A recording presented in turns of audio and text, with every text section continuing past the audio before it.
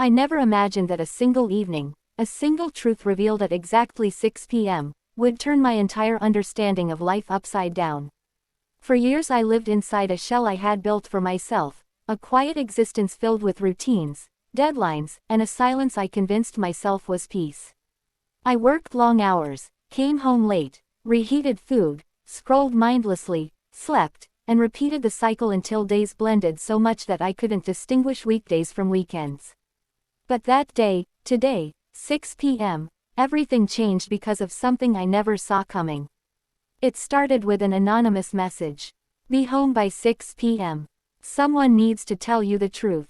No name, no explanation, just that. I ignored it at first, thinking it was some scam or prank, but the words stuck in my mind like a stubborn seed.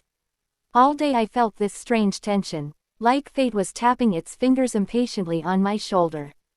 At 5:30, after debating with myself 100 times, I left work early and drove home through the chilly November air. The sky was turning gold and purple, and it felt like even the wind was whispering warnings. Or maybe invitations. My house felt unusually quiet when I stepped inside, as if it too was waiting for something. I checked every room but nothing looked disturbed. At exactly 6 p.m., the doorbell rang. Not once, twice. Slow, deliberate, heavy knocks that sent a tremor through my chest. When I opened the door, I saw an elderly woman standing on my porch, wrapped in a faded brown coat, her eyes bright with a sorrow I could feel even before she spoke. She held a small box in her trembling hands. "Are you, Daniel?" she asked softly. "Yes," I replied, my voice sounding strangely distant even to myself. "I'm here because I should have come years ago," she whispered. "I promised someone I would tell you the truth when the time was right. And today is that time." Her words struck something deep inside me, something buried under years of loneliness. I didn't know who she was, but something about her presence felt familiar and unsettling at the same time. She asked if she could come inside, and though I hesitated for a moment, I stepped back and let her in. She sat at my dining table, hands still clutching the box, and took a long breath before speaking again. "You don't know me, Daniel. But I knew someone who loved you more than her own life." My hands grew cold. "Who?" I asked. "Your mother." I froze. "My mother died when I was 7. At least, that was what I was told. My father rarely spoke about her. The subject was always avoided, hidden behind a wall of silence I had learned not to question. But hearing this stranger speak about her so delicately made memories I had suppressed for years rise quietly inside me.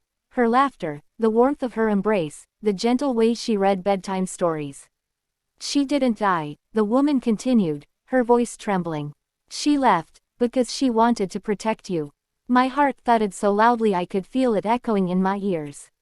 "Protect me? From what?" I tried to speak, but words wouldn't form. The woman slowly opened the box and pushed it toward me. Inside lay a stack of letters tied with a blue ribbon, a worn-out locket, and a photograph of a young woman holding a small child. Me, both of us smiling under a bright summer sun. "I was her closest friend," she said.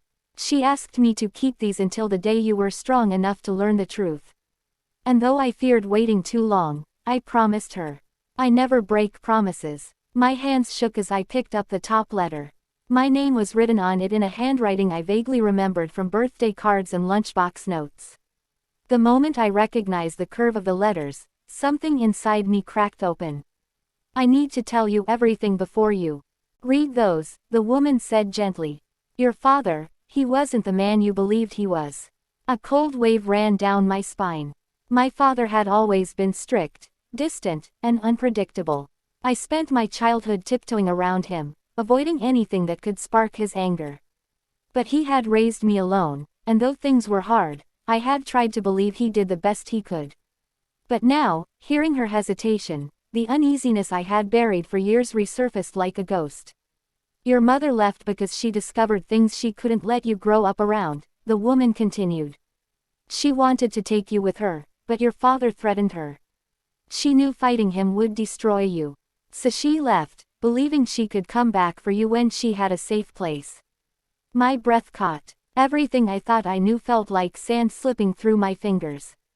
My childhood memories flipped in my mind like fragments of a broken movie: shadows, arguments, slammed doors, my mother crying quietly at night.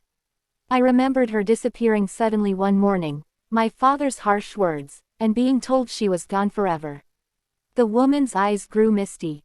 She spent years preparing to return for you. But life was cruel. She got sick. She never made it back. The silence that followed felt heavier than the truth itself. I stared at the letters, knowing they were the last pieces of her voice left in this world. She wanted you to know none of it was your fault, the woman said. She wanted you to know she loved you. And she wanted you to know the truth, so you could heal. I felt my chest tighten, a painful mix of grief, confusion, and something I hadn't felt in years: hope. Because even though the truth hurt, it also felt like the first real step toward understanding myself. Before she left, the woman touched my hand gently. You deserve to know the love that shaped you, Daniel. Don't let this truth break you. Let it guide you. When the door finally closed behind her, I sat alone at the table, surrounded by letters I was afraid to open. It was 6 p.m., the moment everything shifted. The truth was here, heavy, uncomfortable, but strangely beautiful. And I had no idea that the kindness hidden in those letters would soon change everything even more.